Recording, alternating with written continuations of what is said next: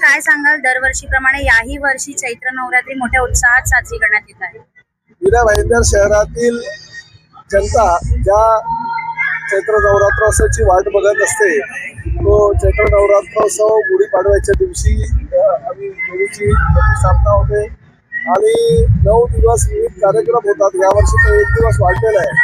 अष्टमीच्या या पावन वेळेवर अनेक भक्तजनांनी यज्ञ केलं, आहुती दिली, देवीची प्रतिष्ठापना केल्यानंतर दररोज देवीची आराधना करणारे भक्तमन या ठिकाणी आहेत। त्यामुळे 9 दिवस वेगवेगळ्या समाजातील बांधवांना भगिनींना आनंद वाटत असतो की देवीचे मनोभावे पूजा करतात आणि त्याचबरोबर आशीर्वाद मागतात। मी तर नेहमी हेच सांगत असतो की मीरा भाईंदर शहराची प्रगती व्हावी, मीरा भाईंदर शहर अजूनही अत्याधुनिक शहर व्हावं, मीरा भाईंदर शहरातील नागरिकांना वेगवेगळ्या प्रकारच्या नागरी सुविधा मिळाव्या।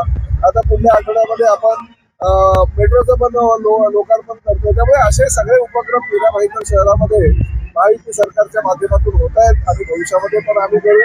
प्रताप सरनाईक फाउंडेशनच्या माध्यमातून हा जो उत्सव आहे, या उत्सवाची प्रत्येक जण वाट बघत असतात आणि 9 दिवस आम्ही हा उत्सव अतिशय चांगल्या प्रकारे मोठ्या प्रमाणात साजरा करत असतो। चैत्र नवरात्री उत्सवामध्ये जे आहे सर्व समाजाला प्राधान्य देण्यात आलं आहे, याबद्दल तुम्ही मीरा भाईंदरकरांना काय संदेश द्याल? नाही बघा, मीरा भाईंदर शहर मी नेहमी सांगितलं तुम्ही सर्व समाजातले लोक या ठिकाणी एकत्रितपणे शांततेने राहत असतात आणि गुजराती समाज असू द्या, राजस्थानी असू द्या, उत्तर भारतीय असू द्या, जे मराठी लोक तर असतातच, पण त्याचबरोबर साऊथ इंडियन आणि इतर सगळे बंगाली समाज आणि बाकी इतर समाजाची लोक मोठ्या प्रमाणात राहतात। त्यामुळे त्यांचे वेगवेगळे सांस्कृतिक कार्यक्रम या ठिकाणी आम्ही आयोजित करतो।